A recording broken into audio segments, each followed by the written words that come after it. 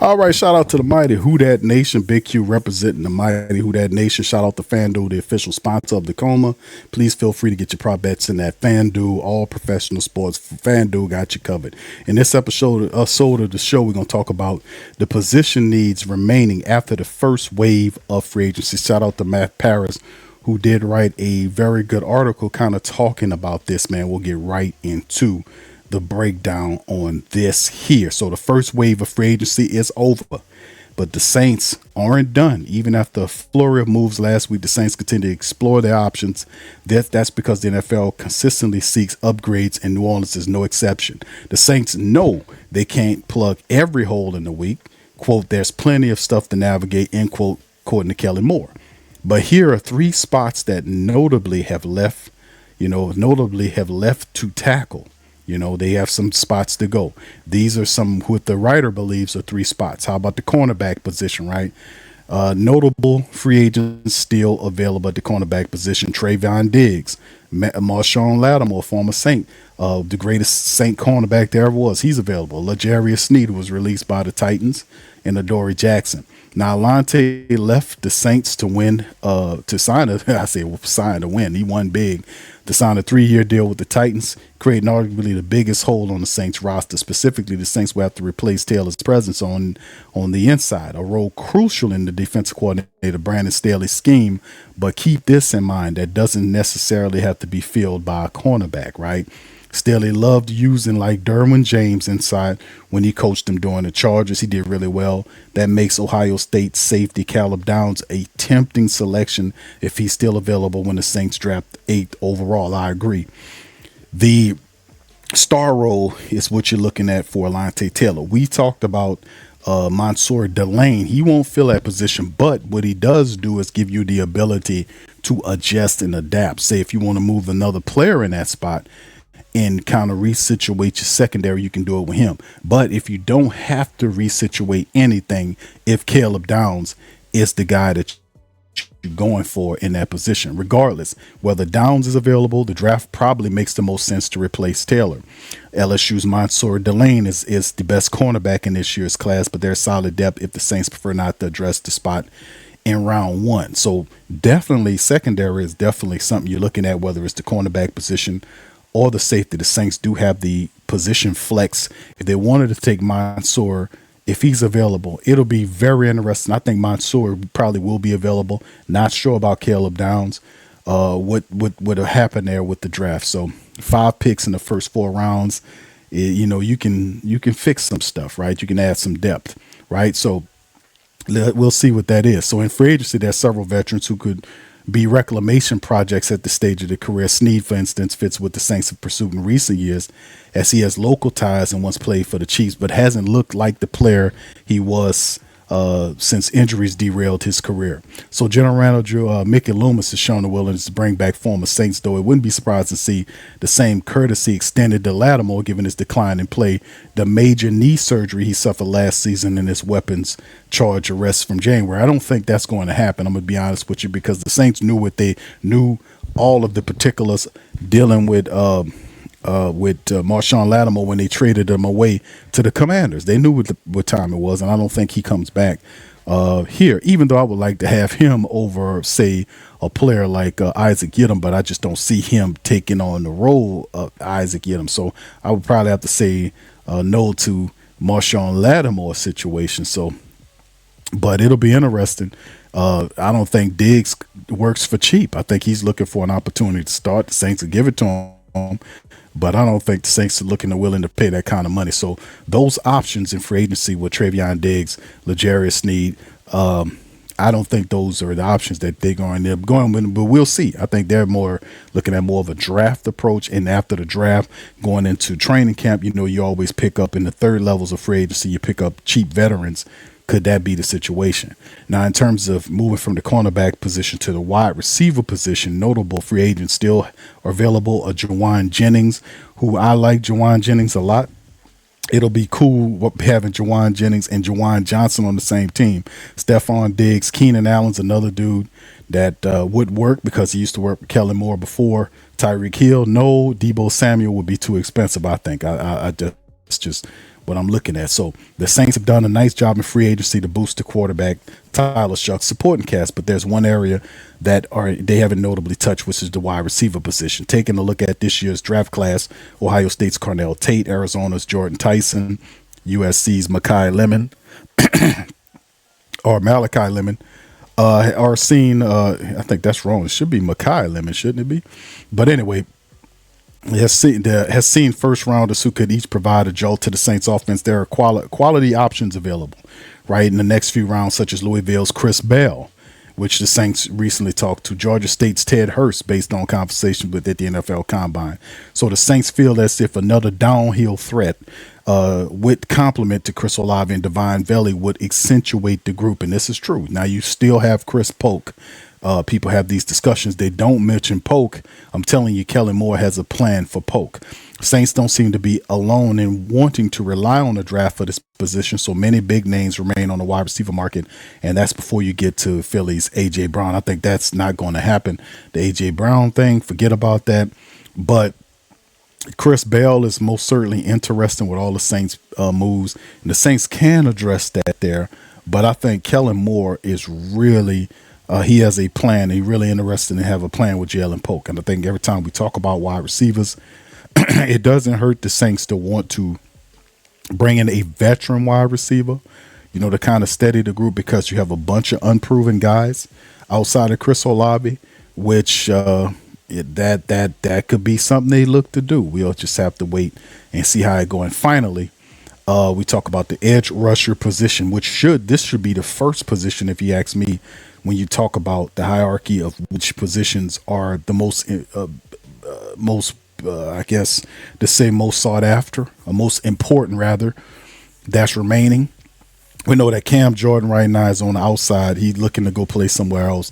I don't think Cam's coming back, my opinion.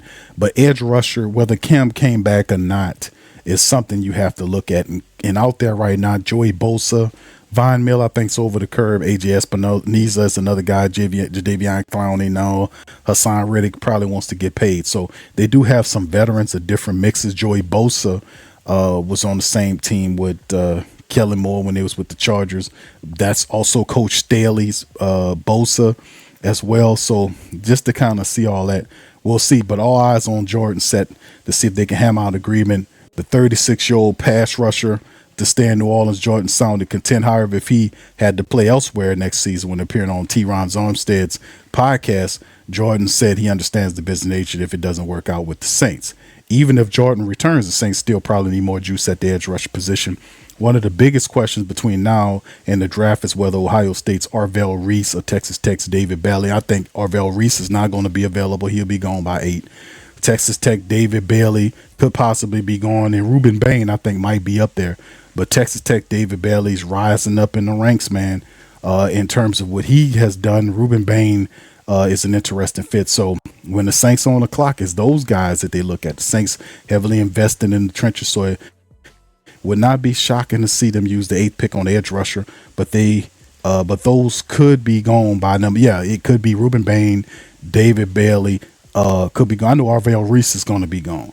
David Bailey could be gone. Ruben Bain, hell, could be gone. So, those guys could be gone definitely about time the draft starts. So the Saints might have to do something else, in the later rounds, maybe in the second or third round, to look for another guy. Maybe Texas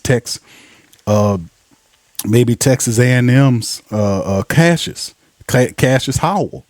A lot of people see him as a second round guy. He could be a situational guy, or maybe someone else later on. There's a couple of guys that you can get in the second round, but we'll see how it all works at 8. Jordan, Bosa, Miller, Clowney are decorated pass rushers hoping for another shot. Of those, Bosa has experience playing under Staley, could be a fallback option if Jordan departs. It is unclear whether the Saints are interested, and Bosa could always look to team up with his brother Nick in San Francisco if the 49ers want him. There is a spot for a veteran defensive end for the Saints, and if Bosa signs, then you'll know what the arrangement is in terms of cost. But what we're looking at, those guys are trying to use resume to get the top deal in the second levels of free agency, and they're trying to garner up attention. So it might not be the case for Cam Jordan. But yet, like I said, I don't think Cam comes back. I think Cam is gone. Remember, he talked about clearing out his locker room. He talked about the difference between the monies, and he was throwing up his stats using his resume, using his body of work over time as a reason for his money demands with the Saints. The Saints saying, I hear you, but I don't hear you. You see, this sort of thing. But it'll be interesting to see what happens going forward. But I agree. These are most certainly some positions to look at if you're the New Orleans Saints going forward, man, in this here free agency and heading to the draft, right? So anyway, what do you guys think? You agree with here or with these position groups being the key moves? How do you rate it? Who would you go after? How would to kind of bridge this? Would you address this in free agency, or will you take it to the draft? Fill in the comments section, drop comments below, and let me know how you feel about this one as well. Shout out to FanDuel, the official sponsor of the show. Please get your prop bets in at FanDuel. Also, feel free to hit the like button, sub button, subscribe button, hit the notification bell, and share button all at the same time. For the Sports Coma, man, to get all that good work, all these updates and all this kind of stuff. Also, feel free to join the channel via membership or go on patreon.com/the Pro Media Network. Hundreds of back shows, a lot of content is available here on the Coma. So, and also helps build the channel, man. As y'all can see, we working with something, man. We dedicated to mighty Who Dat Nation and the quality and the standard, baby, of keeping it real and telling the truth and being consistent. So y'all, if y'all about that, join us, man. Help us out. Share those links, man. We'll keep the train moving. With that being said, that's all I got. I'm gonna holler at you on the next one. Much love, peace, and Who Dat. Who that say they gonna beat them Saints? Who that? Who that? Who that say they gonna beat them Saints? Who that? Who that? Who that say they gonna beat them Saints? Who that? Who that?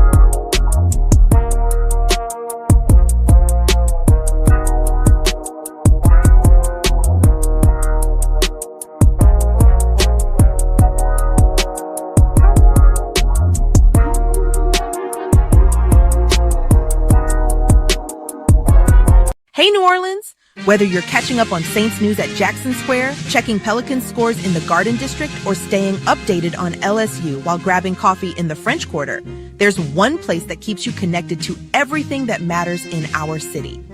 From Bourbon Street to the Superdome, from Preservation Hall to the Riverfront, New Orleanians are staying in the know with the WhoDatDaily.com, your daily source for Saints, Pelicans, LSU, and all the sports, music, and culture that makes our city special.